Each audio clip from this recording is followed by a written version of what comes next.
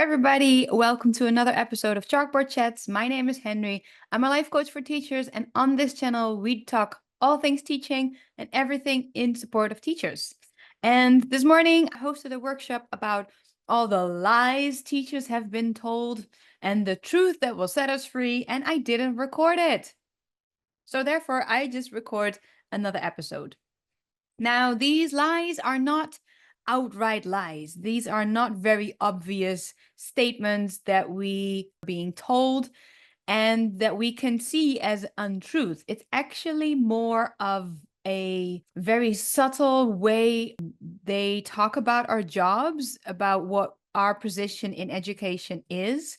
And it all sounds very nice. It all sounds very positive and very helpful. But if we continue feeding into this narrative, if we keep, this narrative alive, it is very, one, detrimental to us and two, also very detrimental to students. It's not really helpful to do. So I wanted to give you also this on YouTube. If, by the way, you are interested in joining workshops, I'm looking at this camera. That's the camera. If you're interested in joining any of these workshops, find me on LinkedIn. There will be an event link. I host workshops every Tuesday, 8 p.m. Eastern, 5 p.m. Pacific time.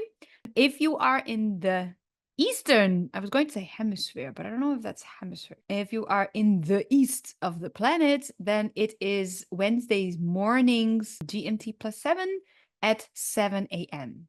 So there you go. Please join us. It's fun. So the lies that we've been told and the narrative that is very detrimental to everybody in education. Number one is something that I've heard people say who are mostly either very high up in politics. They say that we teach the next generation of this country. And I always think that's such a bullshit, such a lie, because that means that what we teach is to the people who then will grow up into this country and then will stay in this country. It is only true if people are not allowed to leave that country. And a lot of countries have this knowledge drain where people are highly educated, but they look at the economy and be like, this economy is shit. Let me take all my qualifications, all this knowledge, and go to a different country where you are better paid, more respected, well, all the benefits you get. So it's not true that we're teaching the next generation of this country. It also sounds like the politicians are very invested in how we teach this next generation, as if they, they put the money in directly and they want a return on their investment. I'm not falling for it. And number two is that every time I look for help, I find help that is geared toward me learning something in order for me to help students do better. So learn this little gimmick or join our course so that you can be a better teacher or explain it better, or so that your students can learn better or faster or easier. And I'm like, yeah, that's kind of implying that what we do directly influences whether or not a student learns. So we teach, therefore they learn, and those two are not very connected. It's not very a causal, what is it? Cause and effect. It's not they learn because we teach. But if we approach it this way, then if the student hasn't learned anything, well, guess who is to blame? Of course, the teacher. The teacher didn't do their best. The teacher has forgotten to teach certain things. They are bad teachers, etc., etc. If the student is failing, well, you can blame it on the teacher, because when they teach, they learn. So therefore, if they didn't learn it, well, the teacher must have done something wrong. But this is not how the world works. This is treating it as if we have all the power. It makes the teachers all powerful. It also makes the students dependent on us. So the only way they can learn is if we teach. And if they fail, then, well, it's in our hands. But then everything is in our hands. If they learn or not, that they learn, that they succeed, whether or not they fail, that's all in our hands.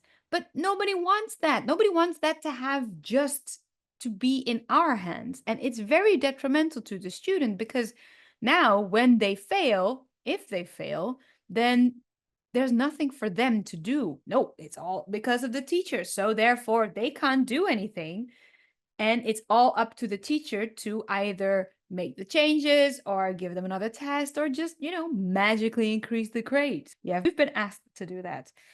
And then line number 3 is that we have control over our students. The idea that we control other people. We want to think that, and we're often talking in a way as if, of course, that is very obvious. I had a parent-teacher meeting yesterday. There was a graduation, and I said that her child was missing just some foundational knowledge. Other students have been with us for years, and they have built up over the years, a big, solid foundation that they can further proceed from. But this student sounds very new to the English language. So I told her, I said, she sounds very new. She doesn't really have a foundation. Therefore, some things might be very challenging. And she also failed the test. But I think that she is able to keep up with this if she just puts in some extra time and effort. At some point, the parent was like, yeah, what are you going to do about it? And I was like, we're going to continue. This is a conveyor belt. Education is going to continue whether or not your child can keep up.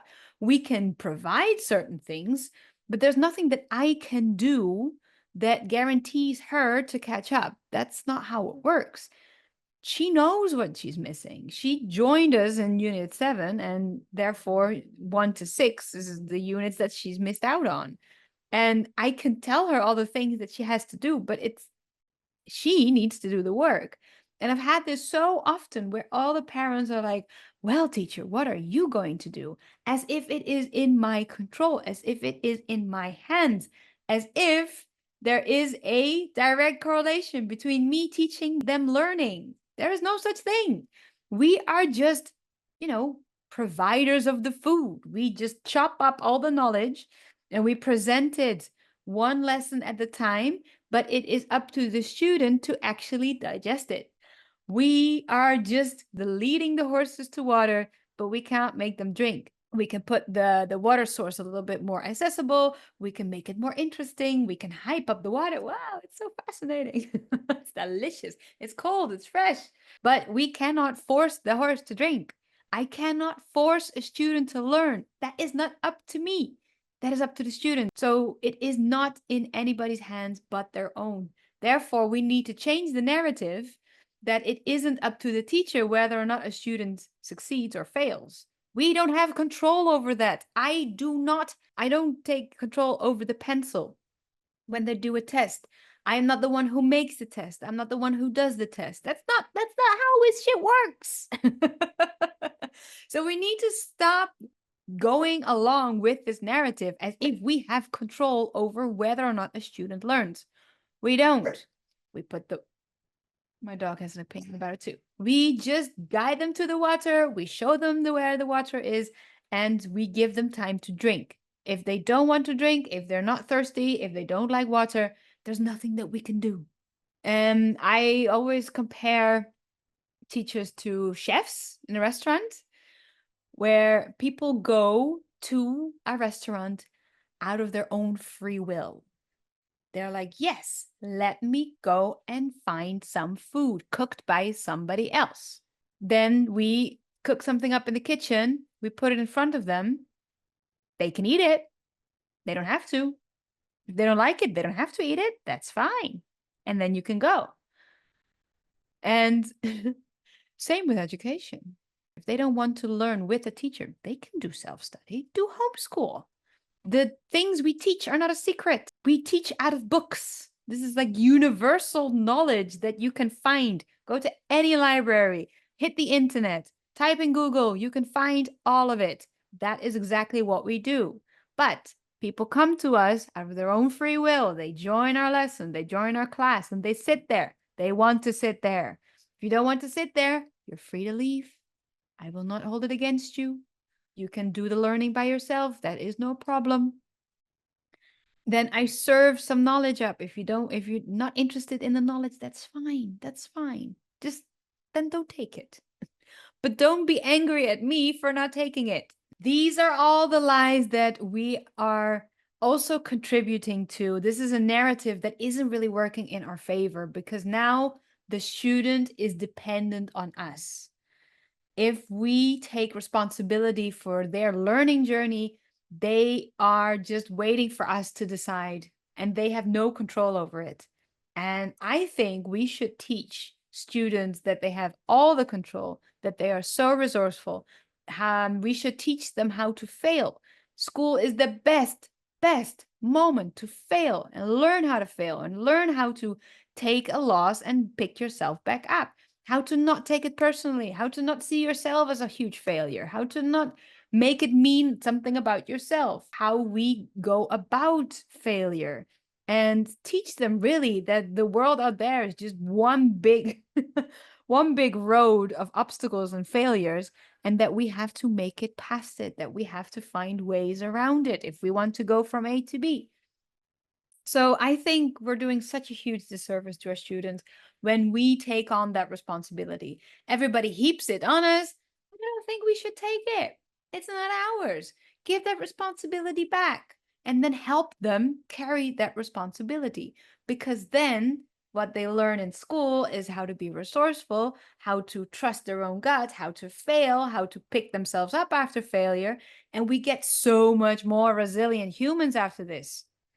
So that was my workshop that I did this morning. Again, if you want to join our next workshop, find me on LinkedIn. The Zoom link is in the events and they're free. You could just pop in, show up, and I'll see you next time. Bye-bye.